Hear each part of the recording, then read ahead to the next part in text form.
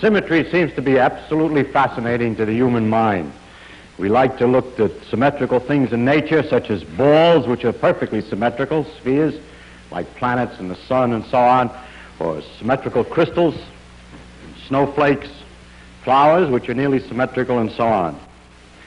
But it's not the objects in nature, the symmetry of the objects in nature that I want to talk about tonight. It's rather the symmetry of the physical laws themselves. Now, how can a physical law have a symmetry? It's easy to understand how an object has a symmetry. Of course it can't. But physicists delight themselves by using ordinary words for something else. And so in this case, they have a thing about the physical laws which is very close to symmetry of objects, and they call it the symmetry of the laws, and that's what I'm going to talk about. To show how close it is, I ask for a definition of symmetrical. What is a symmetry? If you look at me, I'm symmetrical right and left, apparently at least. A vase can be symmetrical that particular way, or in other ways. How can you define it?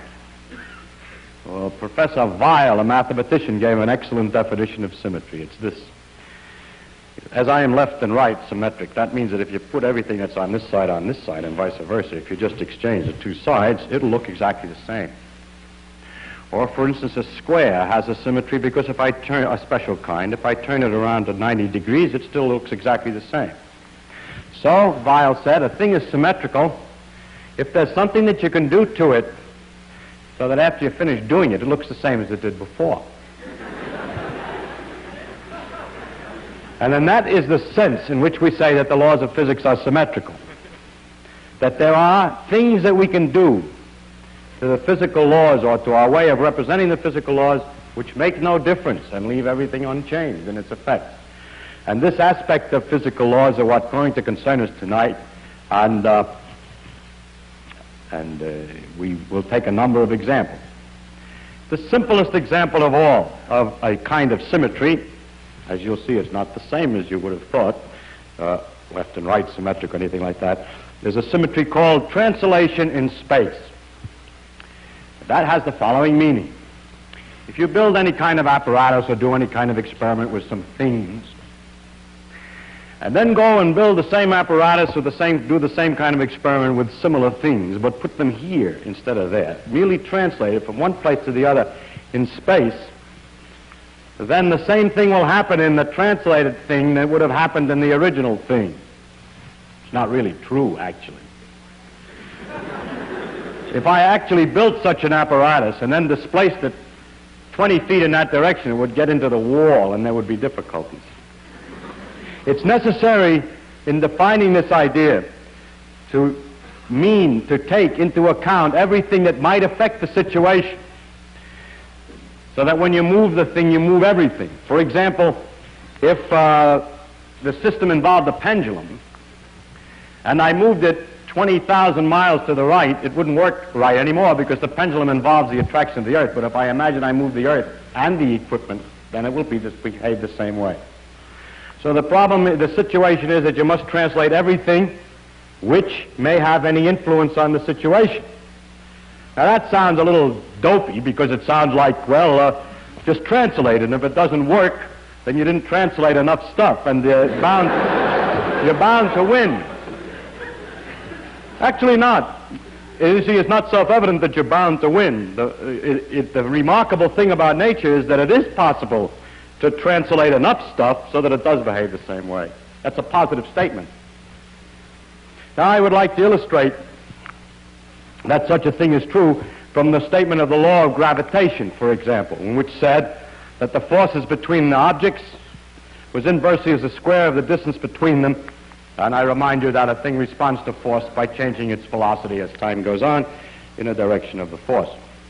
Now, if I move something from here to here, the distance, or a pair of objects like a planet going around the sun, and move the whole pair over, then the distance between the objects, of course, doesn't change, and so the forces don't change. And further, if they use when they're moved over a situation the same speed, then all the changes will remain in proportion. Everything will go around in two systems exactly the same way. So because the law said the distance between the objects, rather than some absolute distance from the central eye of the universe, but it talked about distance between the objects, then it means that the laws are translatable in space. I give another example of symmetry. That first symmetry is translation in space.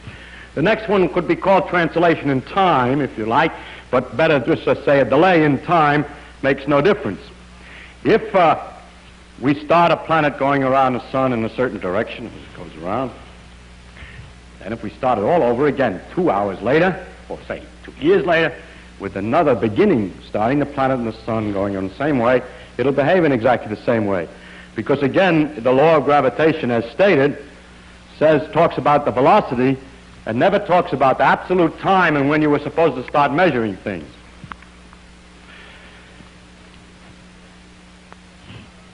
In this particular example, we are really not sure. When we discussed gravitation, we talked about the possibility that the law of the force of the gravity changed with time.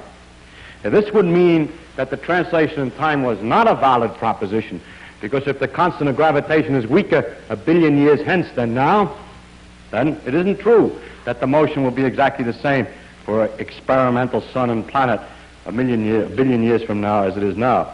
But as far as we know today, all the law, I've discussed only the laws as we know them today. I wish I could discuss the laws as we will know them tomorrow, but I cannot. But as far as we know, a delay in time makes no difference. Actually, we know that isn't really true. That's true for what we now call the physical laws. But one of the facts of the world, which is very different, well, which is maybe very different and maybe not different than a physical law, is the fact that it looks like the universe had a definite time of beginning, that everything is exploding apart. Now that you might call a condition of geography, analogous to the situation that if I say I translate, I don't translate everything. I have to move that wall if it's going to make any difference. And in the same sense, you would say, oh, I see, he means the laws are the same. The universe expanded and everything else. But we could have made another analysis in which we start the universe later. But we don't start the universe. And we have no control on the situation. And we have no way to define that idea experimentally.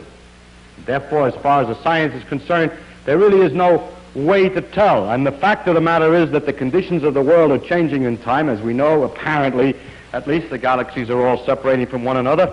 So if you were to awake in some science fiction story at an unknown time, by measuring the distances, the average distances to the galaxies, you could tell when it was. And that means that the world will not look the same if delayed in time. Now, it is conventional today to separate the physical laws which tell how things will move if you start them in a given condition from the statement of how the world actually began, because we know so little about that. And it is usually considered that astronomical history or cosmological history or whatever you want is a little different than physical laws. But if put to a test, how would you define the difference, I would be hard-pressed. The best characteristic of physical law is its universality. And if there's anything universal about the thing, it's the universal expansion of all the nebulae. So I have no way of defining that. But if I restrict myself to disregard that matter, then as far as the other physical laws are known, and the law that determines how the thing expands, the cause of it and so on, is not known. If we take only the physical laws that are known, a delay in time makes no difference. Now we take some other examples, and another is a rotation in space, a fixed rotation. If I build a piece of equipment and do some experiment with a piece of equipment built here, and then take another one, better translate it so it doesn't get in the way, here, but turn it so that all the axes are a different direction, it'll work the same way. Again, we have to turn everything that's relevant.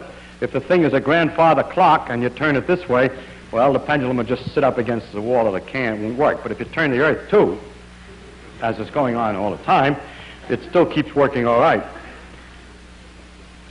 The mathematical description of this possibility of turning is a rather interesting one, because to describe what goes on in the situation, we like to use numbers to tell where something is. They're called the coordinates of a point, and we use, for instance, sometimes 3 numbers to do it.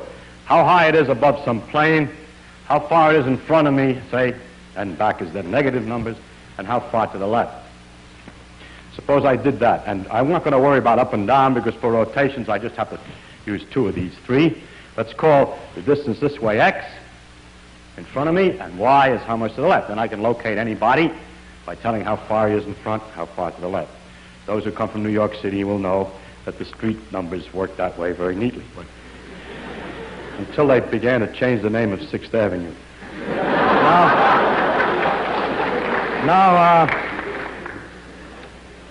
The mathematical idea about the turning is this, that if I'm set at a somewhat different angle and make my calculations, then what's directly in front of me at distance x is a mixture. Let's say there's a man over here, you, who's standing this way and making his analysis, and me standing this way and making my analysis. When I measure distance x, if I go straight out at x and don't change to the right or to the left, you see that that line is a mixture of some of your xy business and some of the y. So that the connection, the transformation is that x gets mixed into x and y gets mixed into y and x, and that the laws of nature shall be so written that if you make such a mixture and resubstitute it in the equations will not change their form. That means that's the mathematical way in which the symmetry appears. If you write in mathematical form, the symmetry appears this way. You write the equations with certain letters, then there's a way of changing the letters from x and y to a different x, x prime, and a different y prime, which is some formula in terms of the old x and y, and the equations look the same, only have primes all over them. That just means that the man will see the thing behaving in this apparatus the same way as I see it in mine, which is turned the other way. I'll give another example. This example is very interesting. It's a question of uniform velocity in a straight line. It is believed that the laws of physics are unchanged under the symmetry, under the operation of making a uniform velocity in a straight line. This is called the principle of relativity. If we have, for instance, a spaceship, and we do have an equipment in it that's doing something, and we have another equipment down here on the ground, and the spaceship is going along at a uniform speed, then inside the spaceship, somebody watching what's going on can see nothing different than the man that's standing still in his apparatus in there. Of course, he looks outside, or he bumps into an outside wall, or something like that. It doesn't matter. But insofar as he's moving at a uniform velocity in a straight line, the laws of physics look the same to him as it do to me, who is not moving. Since that's the case, I cannot say who's moving. Now, I insist and emphasize here something before we go any further, that in all of these transformations and all of these symmetries, we are not talking about moving the whole universe. Just like the case of the time, I could imagine I moved all the times in the whole universe, but that doesn't make any difference. There'd be no content to the statement that if I took everything in the whole universe and moved it over, it would all behave the same way. The very remarkable thing is that if I take a piece of apparatus and move it over, then if I make sure about a lot of conditions and include enough apparatus, I can get a piece of the world and move it relative to the average of all the rest of the stars, and it still doesn't make any difference. And in this case, it means that someone coasting at a uniform velocity in a straight line relative to the average of the rest of the nebulae sees no effect. It is impossible to determine by experiments inside a car without looking out by any effects that you're moving relative to all the stars if you want. This proposition was first stated by Newton. Let's take his law of gravitation, for instance. It said that the forces are inversely as a square, so let's see, what else, yes. And that the force produces changes in velocity. Now, suppose that I watch a moving thing. If, for instance, I have worked out what happens when a planet goes around a fixed sun. And now I want to work out what happens when a planet's going around a drifting sun. Well, then all of the velocities that I had in the first case are different than in the second case. I just add a constant velocity on. But the laws that stated in terms of changes in velocity. So that what happens is that the pull of this planet for this changes this one's speed, and on the other case changes its speed by the same amount. So anything that I started with, any initial speed that I started with, just keeps on going, and all the changes are accumulated on top of that.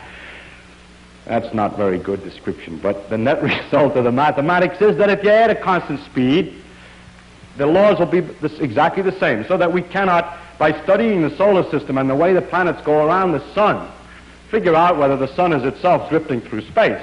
There's no effect of such a drift through space on the motion of the planets around the sun, according to Newton's law, so that Newton said, the motion of bodies among themselves is the same in a space, whether that space is itself at rest relative to the fixed stars or moving at a uniform velocity in a straight line.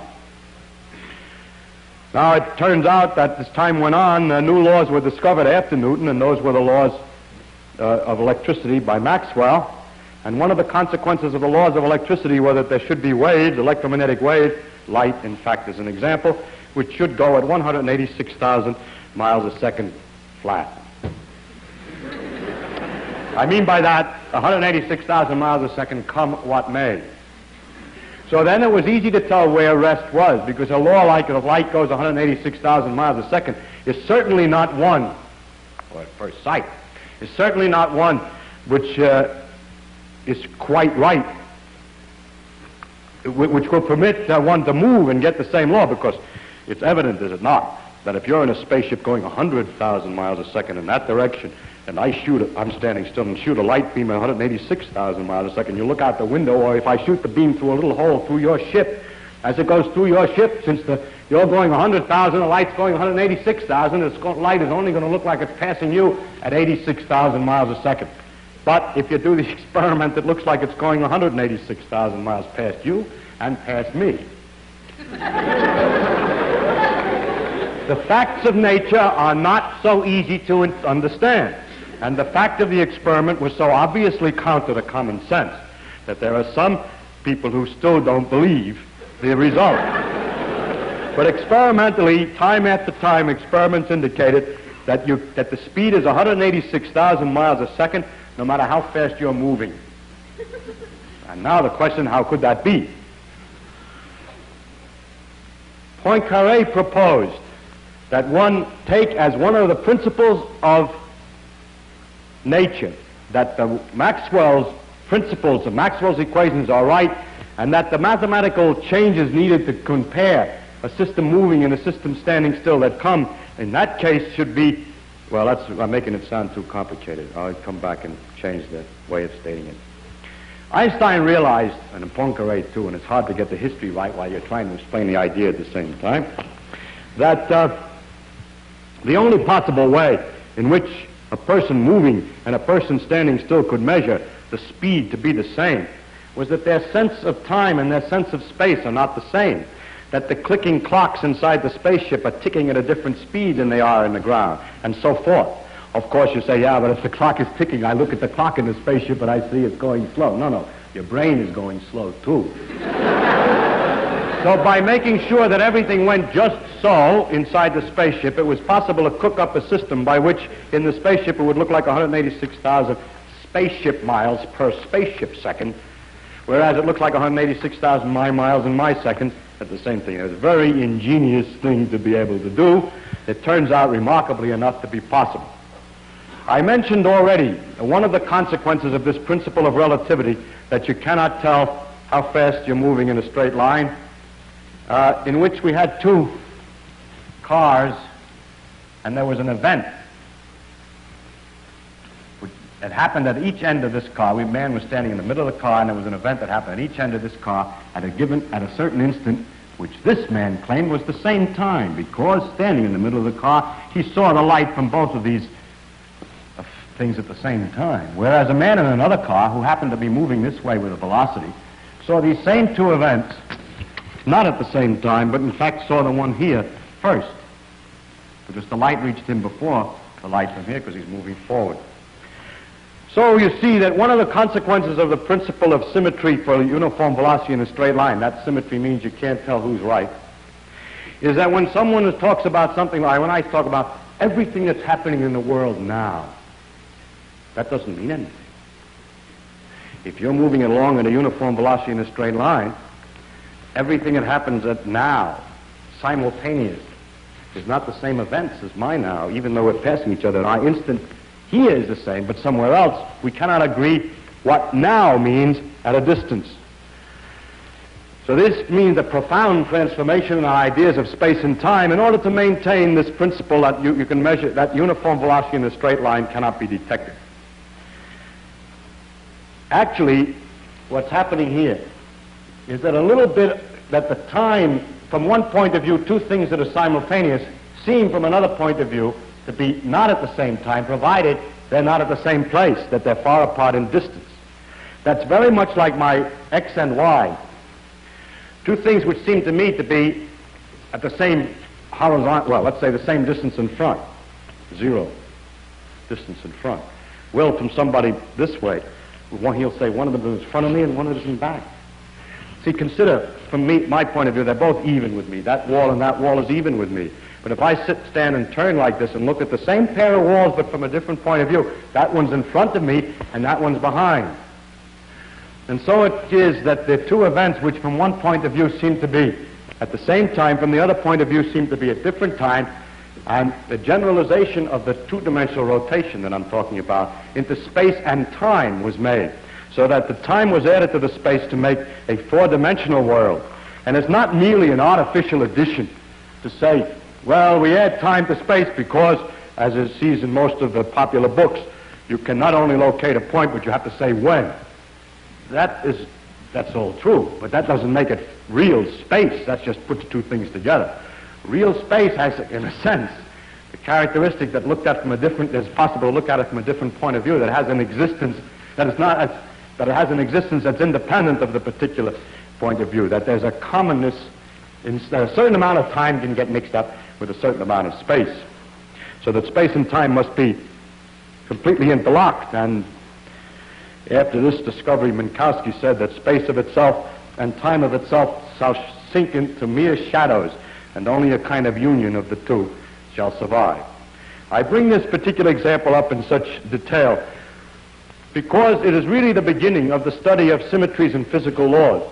It was Poincaré's suggestion to make this analysis of what you can do to the equations and leave them alone. It was Poincaré's attitude to pay attention to the symmetries of physical laws. The symmetries of translation, space, delay, and time, and so on, were not very deep. But the symmetry of uniform velocity in a straight line is very interesting and has all kinds of consequences. Furthermore, by these consequences were extendable into laws that we did not know. By guessing that this principle is true for the disintegration of a mu meson, we don't know why the mu meson disintegrates in the first place. We can tell a lot about it by the proposition that we can't use mu mesons to tell how fast we're going in a spaceship either. And that tells us something, at least, about the mu meson disintegrations. There are many other symmetries of some of them are of different kinds. I just mentioned there and others. Another one is that you can replace one atom by another of the same kind, and it makes no difference to any phenomenon. Now, you say, yeah, what do you mean by the same kind? You mean one way, you replace it by the other one, it doesn't make any difference. It looks like physicists are always talking nonsense in a way, isn't it? Because there are many different kinds, and if you replace one by one of a different kind, it makes a difference, but if you replace one by the same kind, it doesn't make any difference, and that just seems like a circular definition. But the meaning of the thing is that there are atoms of the same kind, that it is possible to find classes of atoms, that you can replace one by another of the same kind, and it doesn't make any difference. There are such things. Since the number of atoms in any little tiny piece of material is 1 followed by 23 noughts or so, it's very important that they're the same, that they're not all different kinds. And it's really very interesting that we can classify them into a limited number of a few hundred atoms, so that the statement that we can replace one atom by another of the same kind has a very great amount of content. It has the greatest amount of content in quantum mechanics, and it is impossible for me to explain how, partly, but only partly because this is an audience that is mathematically untrained. It's quite subtle anyhow. But in quantum mechanics, the proposition that you can replace one atom by the same kind has marvelous consequences. It produces peculiar phenomena in liquid helium, the liquid that flows through pipes without any resistance, just coasts on forever. That has all kinds of consequences. In fact, it's the origin of the whole periodic table of the elements and the force that keeps me from going through the floor. But I can't go into that particular thing, but I want to emphasize the importance of looking at these principles. By this time, you're probably convinced that all the laws of physics that are symmetric under any kind of change whatsoever. So I have to give a few ones that don't work. First one, change of scale. It is not true that if you build an apparatus and come over here and build one twice as big, every part made exactly the same kind of stuff, but twice as big, that it will work exactly the same way. You who are familiar with atoms are aware of this fact, because if I made it 10 billion times smaller, I would only have 5 atoms in it. And I can't make a machine tool, which this thing is with screw threads and so on, out of 5 atoms. So it's perfectly obvious if we go far enough that we can't change the scale. But even before the complete awareness of the atomic picture was developed, it became apparent that this law isn't right. You've probably seen in the newspapers from time to time somebody who's made a cathedral with matchsticks. Several floors and beautifully delicate and everything, just more Gothic than any Gothic cathedral has ever been.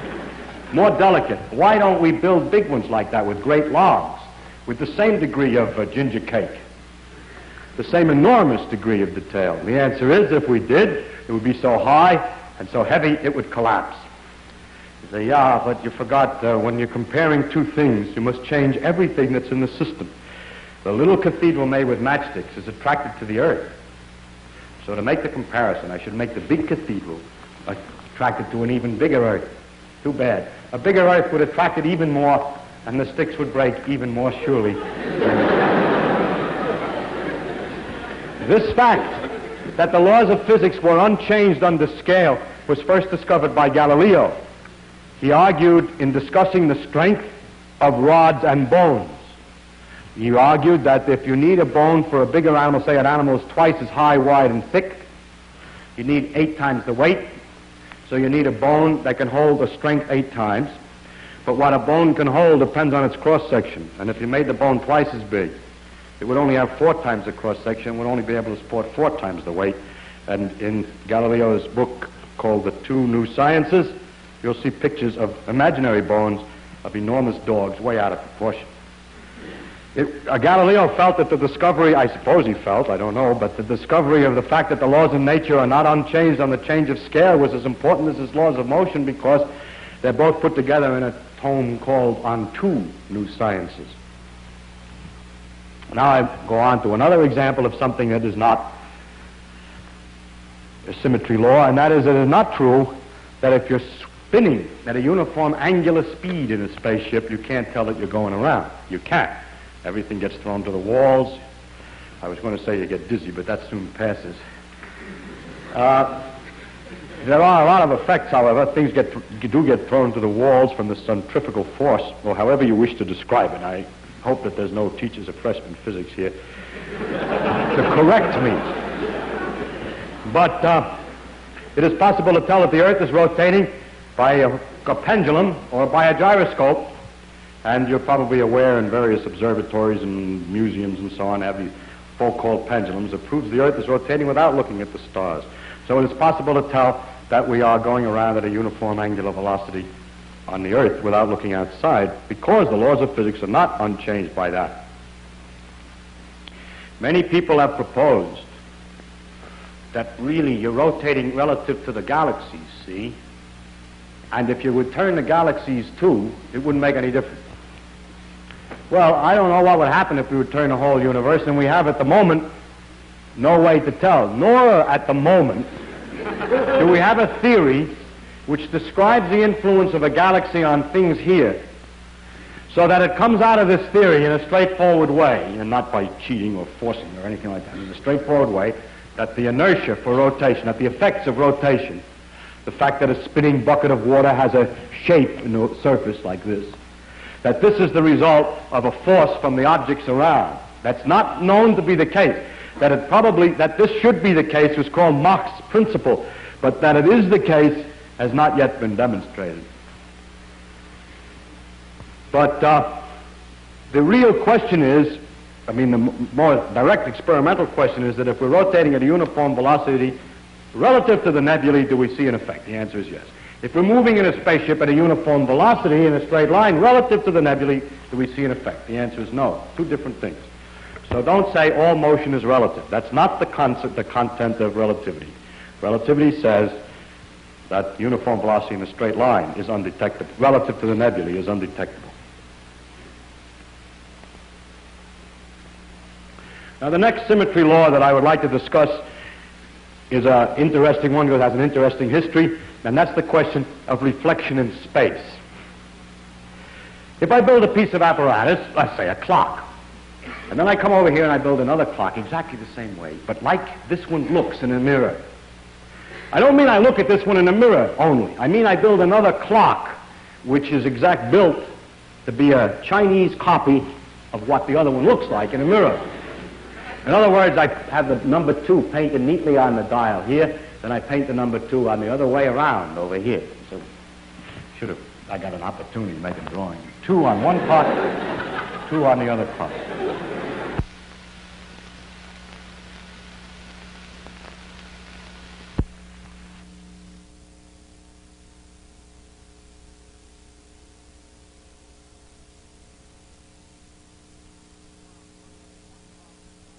Which is wound one way in one clock is wound in the corresponding opposite way in the other clock. They match each other like 2 gloves, right and left.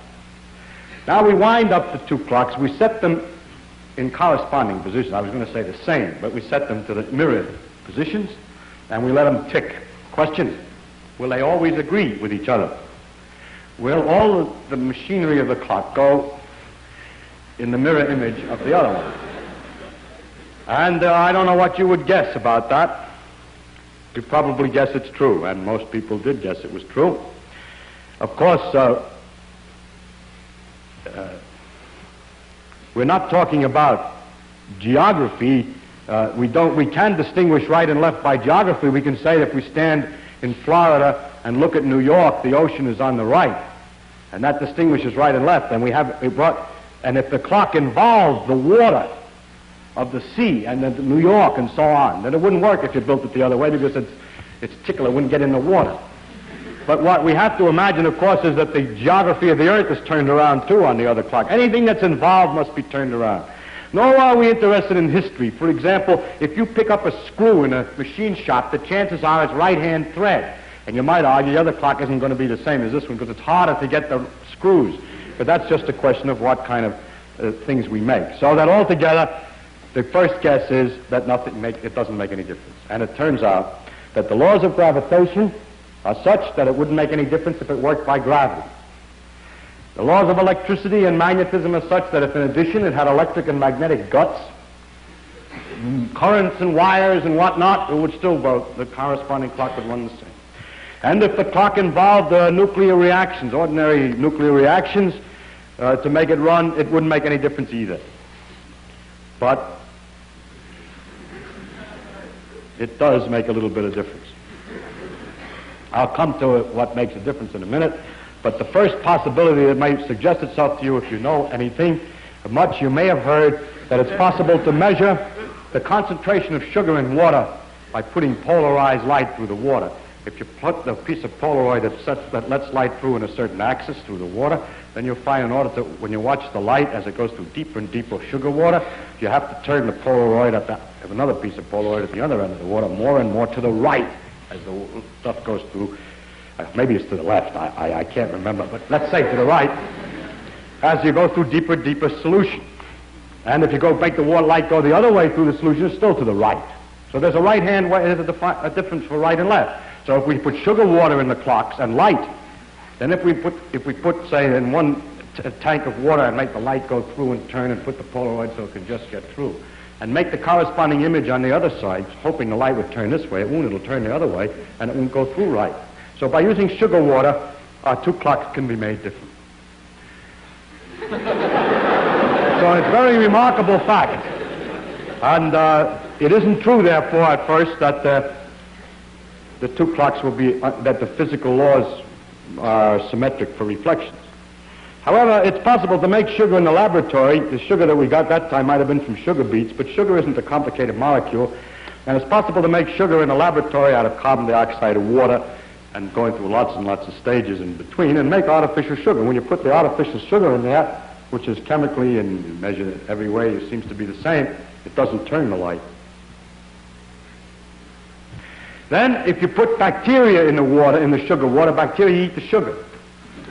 Now, when you let the bacteria eat the sugar, and then try with what's left, it turns out first they only eat half the sugar, the artificial sugar. Second, when you're all done, it turns to the left, the stuff that's left. And now you find the explanation to all this is the following. And sugar is a complicated molecule, a set of balls, atoms, in some complicated arrangement. If you make exactly the same arrangement, but left as right, like if the arrangement is complicated like this, then you make one the same way. Then every distance between every pair of atoms is the same, in one as in the other. The energy of the molecules is exactly the same. And for all chemical phenomena not involving life, they're the same. But living creatures find a difference. The bacteria eats one kind and not the other. The sugar that comes from sugar beets is only one kind, all left-hand molecules. And so, or right-hand, and so it turns the light one way. The bacteria can only eat that kind of molecules. When we manufacture the sugar from substances which themselves are not asymmetrical, simple gases, we make both kinds in equal number. Then, if we let the bacteria eat, they'll eat the kind they can eat, and the other is left, and that's why it comes out the other way. It's possible to separate the two by looking through magnifying glasses at the crystals and separating them and so on, as Pasteur discovered, and so forth, so that we can definitely show that all this makes sense, and even our artificial sugar, then we can separate ourselves. We don't have to wait for the bacteria. But the interesting thing is that the bacteria can do this. Does that mean that the living processes don't obey the same laws of and so on? Apparently not. It seems that in the living creatures there are many, many complicated molecules, and they all have a kind of thread to them. One of the most characteristic molecules in living creatures are proteins, and it takes a little while to explain the details, but let's put it very simply. They have a corkscrew property, and they go, let's say, to the right. Now, as far as we can tell chemically, if we could make this chemically the same thing to the left, it would not function biologically because it wouldn't, when it met the other proteins, fit the same way. That is, a left-hand thread will fit a left-hand thread, but left and right don't fit very well the same way. So the bacteria, having a left-hand thread in their chemical inside, can distinguish the left and right sugar. How did they get that way? Physics and chemistry cannot distinguish the molecules. They can only make both kinds, but biology can. It's easy to believe that the explanation is that in a long, long ago, when the life processes first began, some accidental molecule got started and propagated itself by reproducing itself, and so on until after many, many years, these funny-looking blobs with the prongs sticking out yak at each other. But they are nothing but the offspring of the first few molecules, and then the accident of the first few molecules that it happened to form one way instead of the other. It has to be one or the other.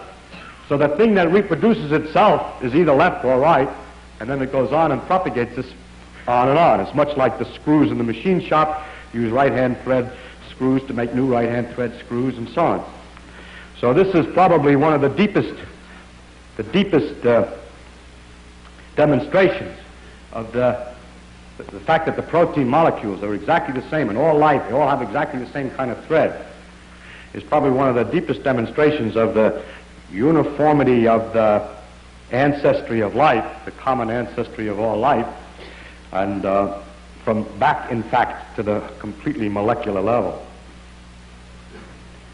Now, in order to test better this question about whether the laws of physics are the same right and left, we can put the problem to ourselves this way. Suppose that we were in telephone conversation with a Martian or an Arcturian or something.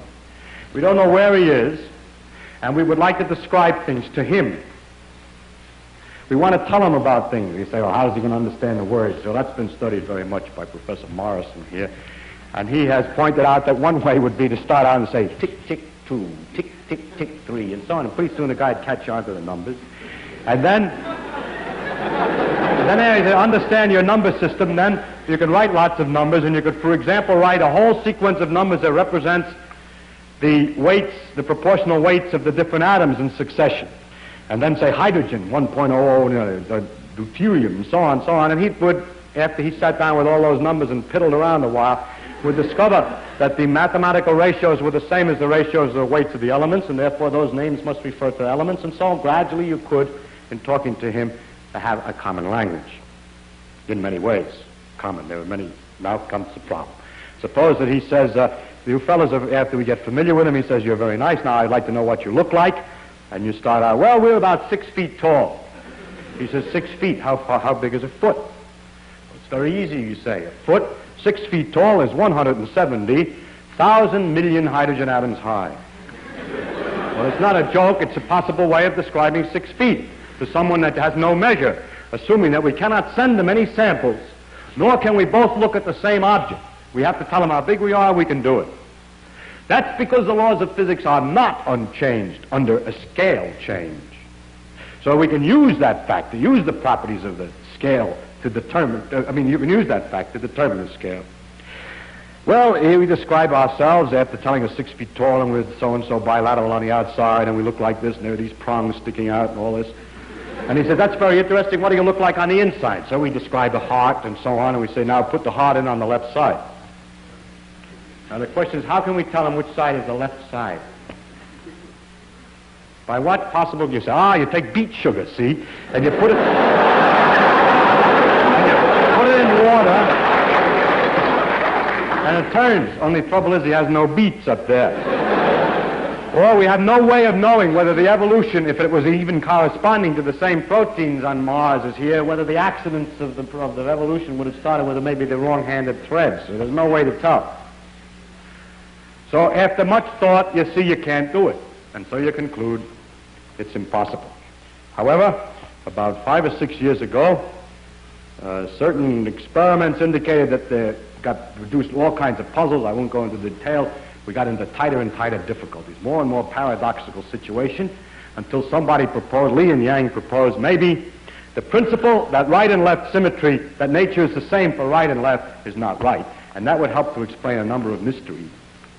And Li and Yang proposed some more direct experiments to demonstrate this, and I'll just mention the most direct of all the experiments, the easiest way to tell, or experiment on, well, there were several first experiments which were quite clear, but the one that's easiest to explain is this, that when we have a radioactive disintegration, in which an electron and a neutrino are emitted, for example, this is one that we talked about before, electron and antineutrino. Or this is a neutron disintegrating into a proton, electron, and an antineutrino. Or the corresponding thing can happen to a neutron and a nucleus. Anyway, there are many radioactivities in which the charge of the nucleus increases by 1 and an electron comes out. The thing that's interesting is that if you measure the spin, electrons are spinning as they come out. If you measure the spin, you find out that they're spinning to the left. That is a definite significance, that the electron, when it comes out of the disintegration, is turning this way. And that helical description is a left-hand thread. It's as though, in the beta decay, the gun that was shooting out the electron were a rifled gun. And there's 2 ways to rifle a gun, because there's a direction, out. And then there's a question, do you turn it this way or that way as you go out? And the experiment is that the electrons come from a rifled gun, rifled, twisted to the left. And so, using this fact, we can call up the Martian and say, listen, take radioactive stuff. Now, I would have prepared a particular example, a neutron. And look at the electrons which come from such a beta decay. And then you define left by this screw thread, and let's see, you let, it'll take me some while to figure out how to do it in detail. Say the electron's going up, and the direction of motion of the way it's spinning is into the body on the left side, and that's where the heart goes. Something like that. I'd have to think a little bit more of it. But anyway, it is possible to tell right from left, and thus the law of this, that the world was symmetrical for left and right, has collapsed.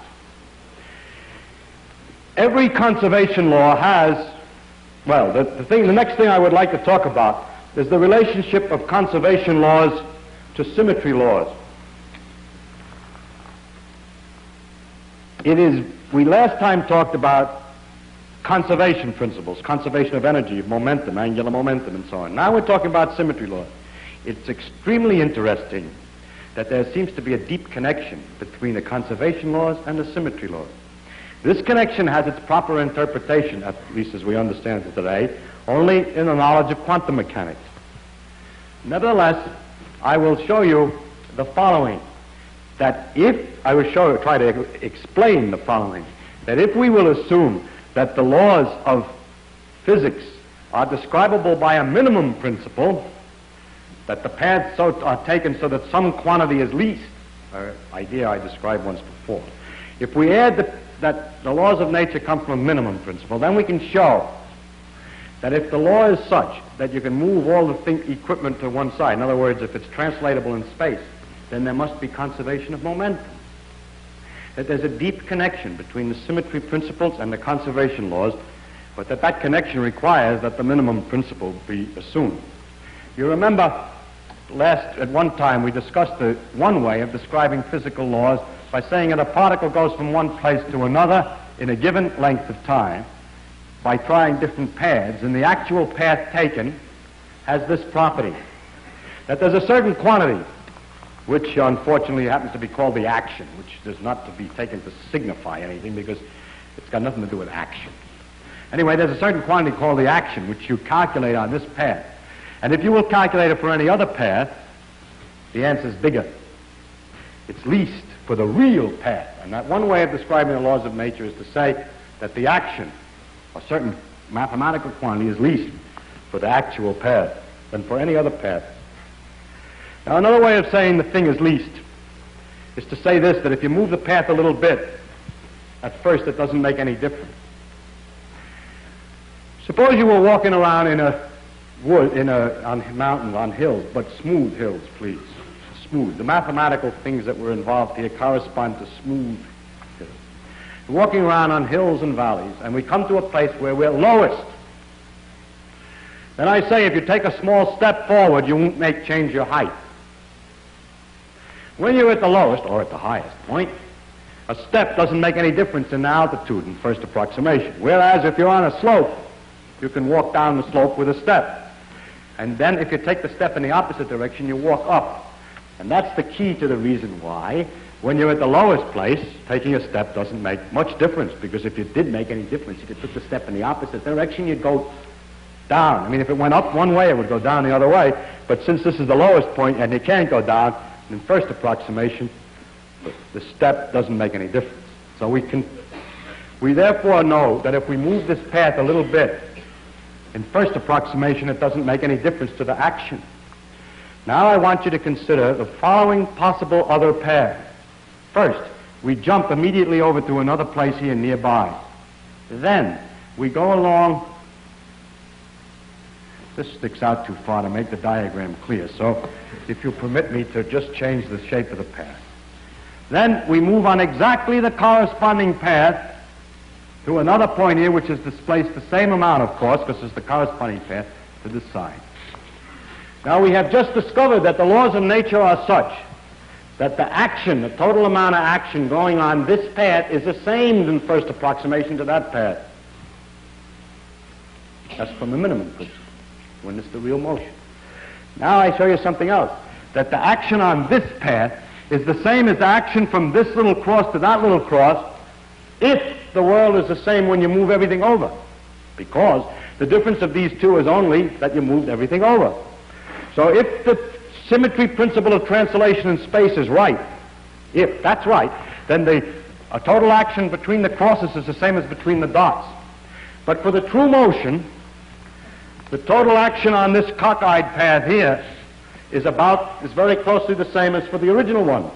So subtracting equals from equals and so on and so on. Anyway, you can probably see, therefore, that the contribution from this little section and from this little section are equal.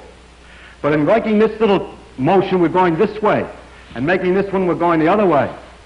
So if we make the contribution of this taken as the effect of moving that way, and the contribution of this thinking of it as an effect of moving that way, but taking it the other sign because it's the other way, we see that there is a quantity here which has to match the quantity here to cancel out, which is the effect on the action of a little tiny step in the x direction.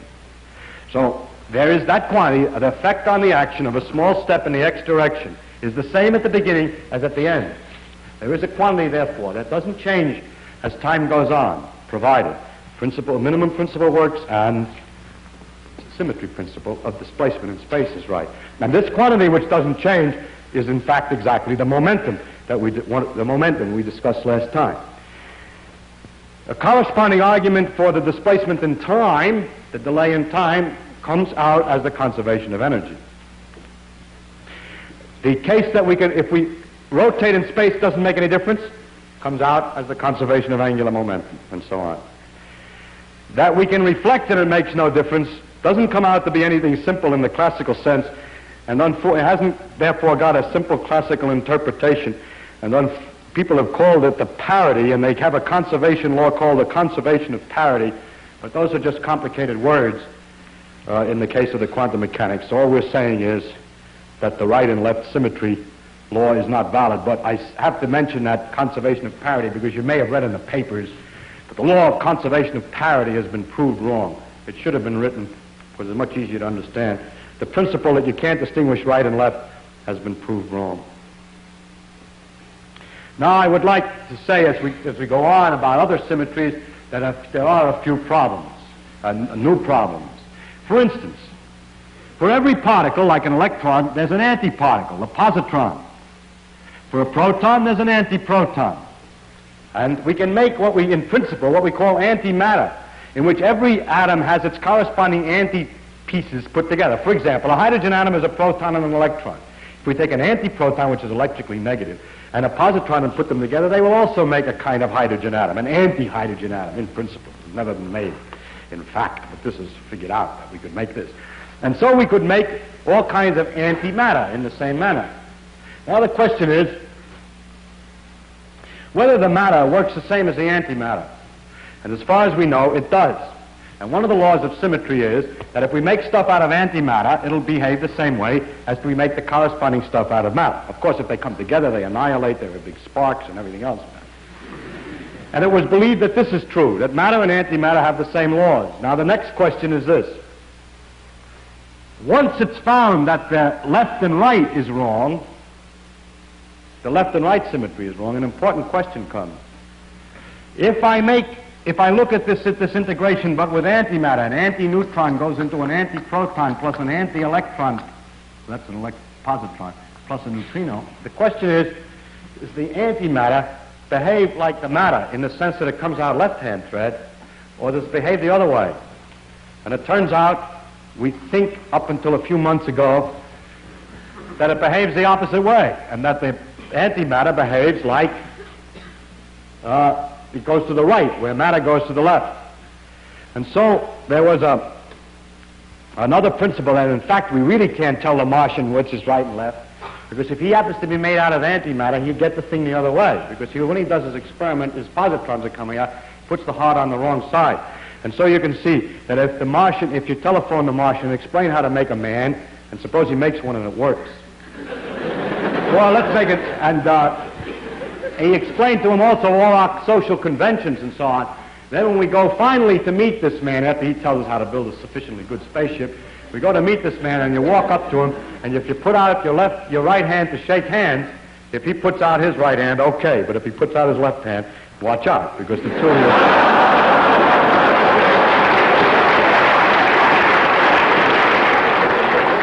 you will annihilate with each other.